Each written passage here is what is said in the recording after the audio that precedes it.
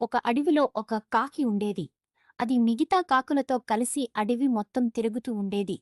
ఒకరోజు అడవిలో కొలనులో ఉన్న ఒక హంసను చూసి, ఎంత తెల్లగా, అందంగా ఉంది హంస, నేను చూడు ఎలా ఉన్నాను అని అనుకుంది. హంసతో వెళ్ళి కాకి నువ్వు చాలా అందంగా ఉన్నావు అని అనగా, హంస మాత్రం చిలుక ఇంకా అందంగా ఉంటుంది అని అనింది. అప్పుడు కాకి చిలుక దగ్గరికి వెళ్ళి హంస అన్న మాట చెప్పింది. కానీ చిలుక నెమలి చాలా అందంగా ఉంటుంది నాకంటే అని చెప్పింది.